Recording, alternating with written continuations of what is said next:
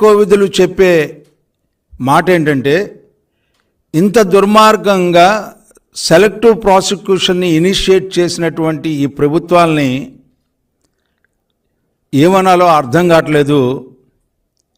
ఈ రోజున అంబేద్కర్ గారు రాసినటువంటి రాజ్యాంగానికే విఘాతం కలిగించేలాగా, రాజ్యాంగం లోపున న్యాయశాస్త్రాలని భిన్నంగా ఈ రోజున వ్యవహరిస్తూ అక్రమ కేసులు బనాయించడం అనేది ఎంత దుర్మార్గం అంటే, ఈ రోజున ఇన్నర్ రింగ్ రోడ్ కేసులో ఎలాంటి ఆధారం చూపించలేదు అని చెప్పే భావనకి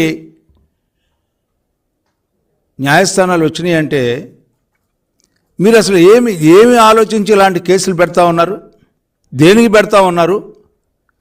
అంటే ఈ రోజున మీ నాయనే నిరూపించలేకపోయాడు. ఎన్నో కమిషన్లు వేసి ఎక్కడ కూడా అవినీతి మచ్చ అనేది అంటకుండా బయటకు వచ్చినటువంటి వ్యక్తి, 15 సంవత్సరాలు ముఖ్యమంత్రిగా చేసి 15 సంవత్సరాల పైగా ప్రతిపక్ష నేతని ఈ రోజున మీరు ప్రజల్లో నమ్మించాలి, ప్రజల్లో ఏదో జరుగుతుందని చెప్పి భ్రమ కల్పించాలని చెప్పే ప్రయత్నం, ఇంతకంటే దుర్మార్గం ఏముంటుందండి?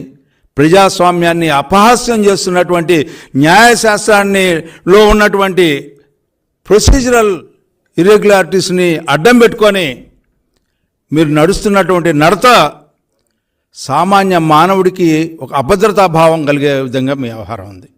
అదేవిధంగా రెండో కేసు మద్యం కేసు. ఏమిటండి మద్యం వరదలైపోతూ ఉంది. కల్తీ మద్యాన్ని అమ్ముతూ ఉన్నారు. కొన్ని వందల మంది చనిపోతూ ఉన్నారు. ఆరోగ్యం దెబ్బతింటూ ఉంది.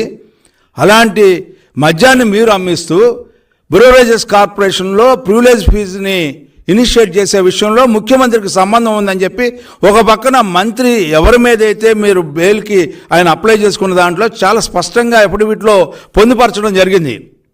ముఖ్యమంత్రికి ఇందులో సంబంధం లేదు, అధికారులకేనో మాకే సంబంధం, ఫైల్ అనేది ముఖ్యమంత్రికి వెళ్ళలేదు అని చెప్పి చాలా స్పష్టంగా చెప్పినా కూడా మీరు అక్రమంగా ప్రతిపక్ష నేత మీద, ఆనాటి ముఖ్యమంత్రి చంద్రబాబు నాయుడు గారి మీద కేసు పెట్టారంటే మీ యొక్క ఆలోచన అందరికీ అర్థమవుతూ ఉంది.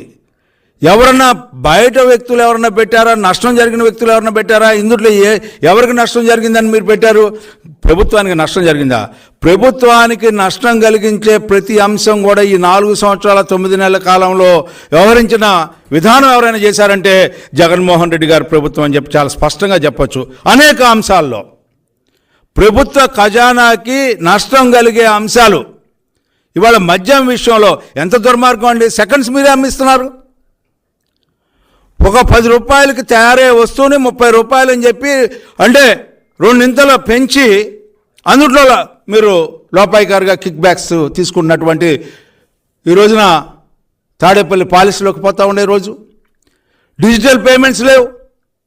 ఈ రోజున అన్యాయంగా అక్రమంగా ప్రజలను తాగించడమే కాకుండా దాని మీద ఎక్సైజ్ సుంకాన్ని కూడా మరుగున పరిచి డబ్బు సంపాదించుకుంటున్నటువంటి ప్రభుత్వం మీదైతే ఇవాళ అలాంటి మాటలు మేము మాట్లాడుతున్నామని చెప్పి, వాస్తవాలు మేము ప్రజలకు తెలియజేస్తున్నామని చెప్పి తిరిగి మా మీద దొంగ అన్నట్టుగా మా మీద